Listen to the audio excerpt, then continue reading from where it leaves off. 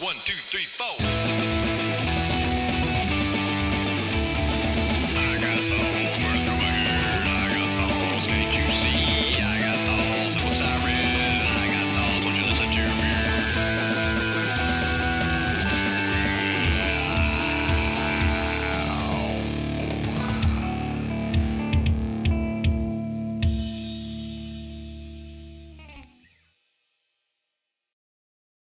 Hello and welcome to another edition of The Author Has Thoughts. I'm the author in question, Gary Ballard. This is going to be an addendum to my previous Various and Sundry videos, which was talking about the Watchmen. While I was editing my last video, I realized that I completely forgot to talk about the last part of the Watchmen puzzle, which was Doomsday Clock. Now, Doomsday Clock was released started in 2017, and it just finished last December 2019. And it was only supposed to be a year, but they took forever, and I have no idea why. But it's written by Jeff Johns, illustrated by Gary Frank. Well drawn, obviously. But to tell you a little bit more about Doomsday Clock, let me give you a little more background. And also tell you why I'm wearing the Levi's shirt. I'm wearing the Levi's shirt because it's a brand. And one of the things I'm going to talk about in this video as we go backwards is brands, based on my years of experience in branding, working at an advertising agency that I no longer work at. So a little back history about where Doomsday Clock came from first. In 2011, DC Comics did a reboot-ish of their continuity that came from the Flashpoint series, and they called this new reboot, new continuity, whatever, the New 52. And it was odd. I haven't read all the books, because there's a gazillion of them, because it's DC. But I have read enough of them to kind of get a general sense of the New 52. And it was really odd. It was like some of the characters they wanted to do, just let's go a whole fresh take, let's remove all the old history and start anew. And then some of the characters, they wanted to act like everything that you'd seen in DC continuity before existed and had happened, but in the context of this new universe. And like Superman, they had 2 Superman books out, I think Action and Superman. And Action was like 5 years ago at the start of the whole New 52 thing. And it was, Clark Kent as Superman, just starting out, just learning his stuff. He didn't even have the costume yet. I think he was wearing jeans and a t-shirt at one point. The Superman book was set 5 years after that in the present day of the New 52. Batman was set in the present day, and all the things that you know about, all the big parts of Batman history you know about, which included Dick Grayson being Robin for a little while and then becoming Nightwing in the Titans, Jason Todd taking up the Nightwing or the Robin mantle and getting killed by the Joker, and then Tim Drake coming out as Robin at one point. I mean, it was like a whole 10-20 years worth of Batman stuff that has supposedly been compressed in that 5 or 10 year period before the New 52 book started. So that went on for about 5 years, and through various iterations. And one of the things I'll note about the New 52 stuff is that it felt like all of the books that I read were written around that graphic novel format. They were all written as 6-issue arcs or something, and each six-issue arc was less like the comics I grew up reading, which was more like a linear timeline thing, and more like a compressed movie script. Like this 6 issues would have been a movie script, a 2-hour movie. And I'm not going to say that one is better than the other. There's obviously one I prefer, but you can do well with both, with both formats.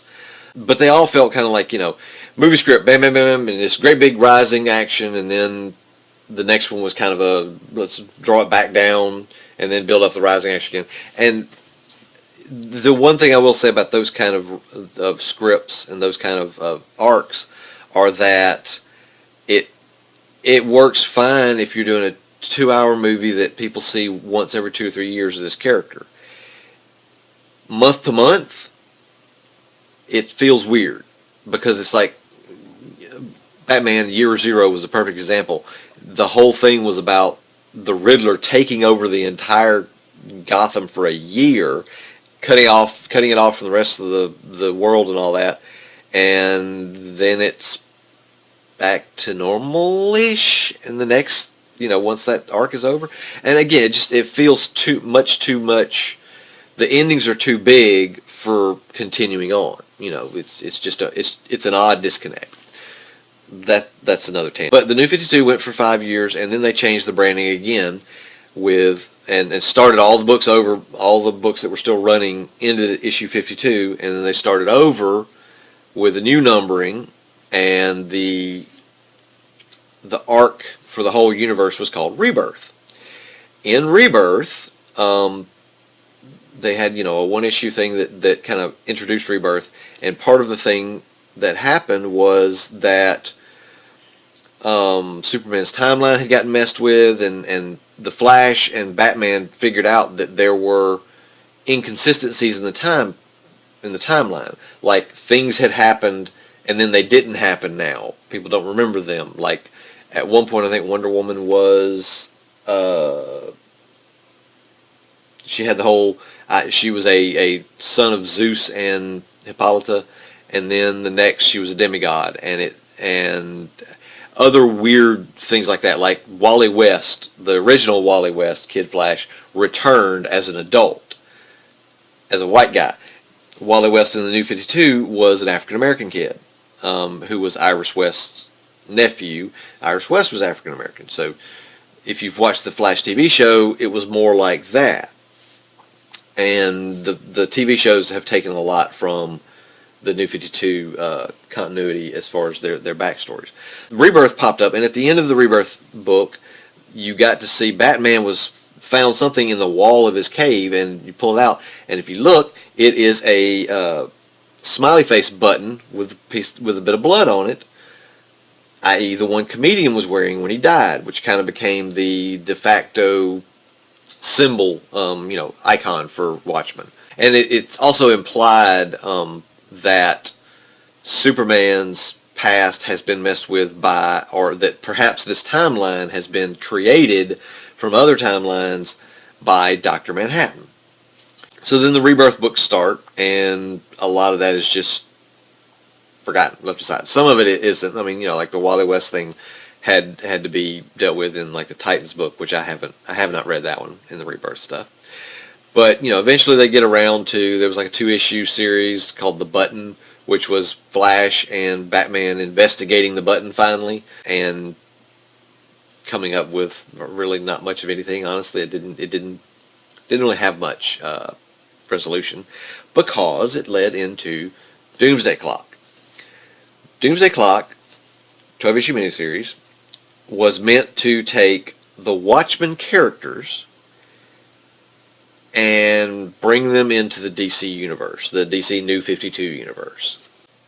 The first time I heard of the concept of bringing the Watchmen characters into the DC universe, I was like, that's ridiculous. Tonally, they're totally different. Even if you take the most gritty, grimdarky take on the DC characters, it's still a complete tonal shift to go to the Watchmen characters. I mean, there's full-on cursing, there's nudity, there's things that's just not in the normal DC books. And again, there's nothing wrong with either approach, but the two kind of mix like oil and water a little bit, or at least that was my thought.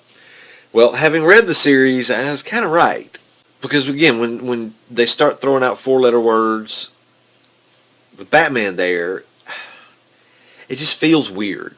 And maybe it's because of my long history with the character, and being in that, coming from that Comics Code Authority world, it just feels odd. It just feels weird. I'm expecting Batman to be more of a TV show type of tonality, and The Watchmen being a movie, being an R-rated movie.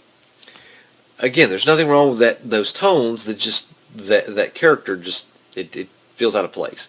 It's akin to when Frank Miller did his terrible all-star Batman and Robin series, the first few episodes where he's like, the Batman is like, I'm the goddamn Batman, and it just felt weird. Even Dark Knight Returns had a more Batman tone than that did, or than Doomsday Clock with the swearing and such did. But so, I'm going to go through the Doomsday Clock. I'm not really going to go and focus on a lot of specific parts of it. I just want to talk about an overarching thing. And yes, there are going to be spoilers for Doomsday Clock, so if you haven't read it and want to, go read it first, then come back, and we can talk about it. Doomsday Clock did bring the Watchmen characters into the DC universe, and the premise started with Ozymandias supposedly is dying of cancer. People have found out that his whole alien invasion thing at the end of the Watchmen series was a phony, and so they're now hunting him, and the world is back to the point of nuclear war, except this time it's actually going to happen. They're minutes away. At the beginning of it, they're minutes away from the missiles flying. In the beginning of Doomsday Clock, Ozymandias gets Rorschach, this new Rorschach, to break this character out of prison, and I think I've already forgotten the character's name. She's a villain, and she was in prison. Her husband, lover, whatever is called the Mime, and she has the whole clown kind of Raggedy Ann doll take on being a villain. And Marionette, maybe? I don't know. Like I said, I've already forgotten the character's name. She's kind of like, it almost felt like she's a movie version of Harley Quinn, except instead of the Joker, it's the Mime, and this weird, very odd characters. Might have been interesting, but again, they weren't based on anything that Alan Moore did with the Watchmen. It's just totally new for this series. And Ozymandias wants to bring them along.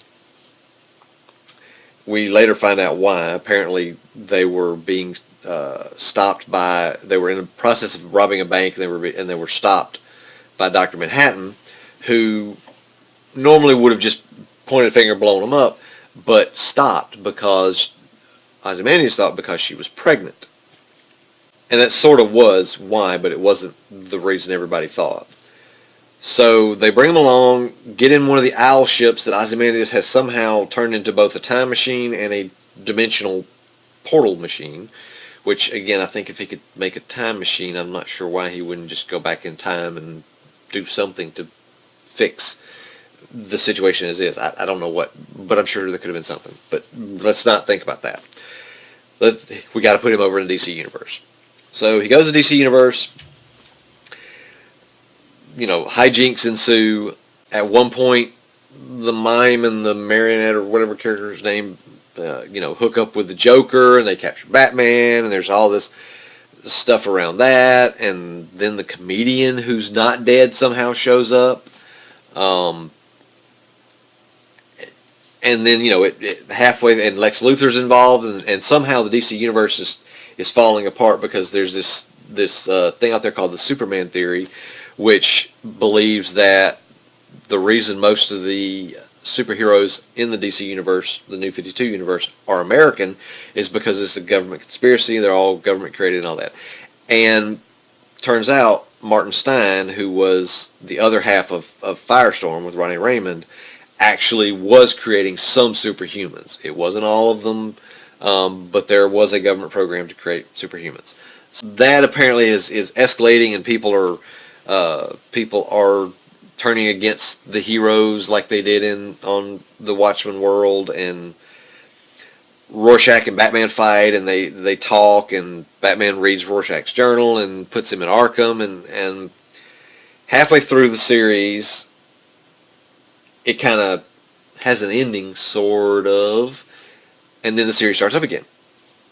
And, again, we get the impression that all these weirdness and timeline things have all been done by Dr. Manhattan.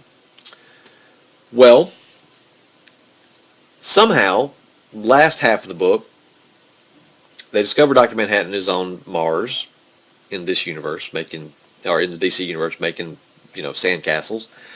And through this whole thing of Firestorm being framed for killing people in Russia, and Putin's involved, and all that. They come to find out that they think Dr. Manhattan is framing Firestorm. That's why all these superheroes get on these spaceships and go to Mars to fight Dr. Manhattan.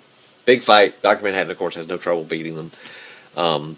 Just apparently is the most powerful being, at least amongst these. I'm just gonna let that one pass. But in the end, it turns out that both Dr. Manhattan and Ozymandias were messing with the timeline. Ozymandias got the idea from Dr. Manhattan in the first half of the book, and they were both messing with Superman's timeline. Dr. Manhattan would do his little I'm in 1938, I'm here, I'm that kind of monologue, and he's talking about how in 38 Superman was lifting a car, and then he wasn't lifting a car because the timeline had changed, because Ozymandias was doing it as well as him. Yeah, I mean, it was the end result was that Dr. Manhattan realizes he has this kind of meta-narrative monologue where he talks about no matter what happens or how people mess with Superman and his timeline and try to remove him from the timeline, he is the most important thing in this universe, and the universe just reforms around him. So you push him 5 years down the road, and it's a new continuity. You push him 10 years down the road, it's another continuity. So basically, the whole book turned into a kind of meta-narrative homage to Superman, as well as almost a response to all the trolls and all the people who say that Superman is not an interesting character because he's overly powerful, and they say that with some justification. It's like a love letter to Superman to say this is why we build our universes, our DC universe around Superman, is because he's good and right and all this stuff.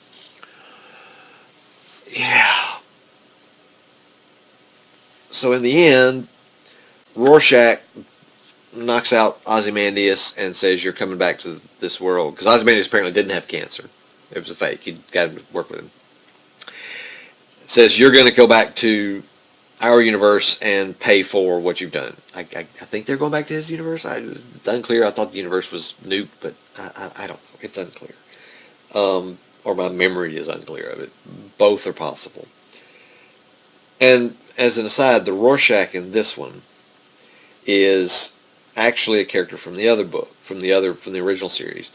In the original series, Rorschach goes to prison, and there's a psychiatrist or psychologist who is trying to help him in prison, and ends up kind of falling into the nihilism that Rorschach has, and he and his wife are fighting on the street in New York when the big monster explodes out of the building and he dies. Well, turns out this new Rorschach is actually his kid, his son, who was in the blast radius of the psychic effect of the big monster, fake alien monster, and it apparently fucked with his head.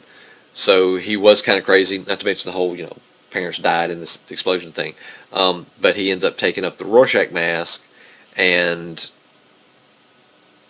also feels like that character, that version of Rorschach, he recognizes the dead-end nihilism of Rorschach and comes back from it and says, no, I don't have to be this way. I don't have to be a killer. I don't have to be crazy. I don't have to be this dark. And again, it all feels less like an actual narrative and more like a narrative about the whole metaverse part of it. It's a meta-narrative. It falls apart as a narrative. And, in the intervening 2 years since Doomsday Clock started, it's become quite clear that it doesn't really have any effect on the DC universe as a whole. There's not really any gigantic changes that come out of it, like you would expect with Flashpoint turned into New 52. It's not like that. It's just kind of like, here's 12 issues where we basically write a love letter to Superman, and we disavow the kind of nihilistic darkness and grimdark that is Watchmen and that deconstruction of superheroes.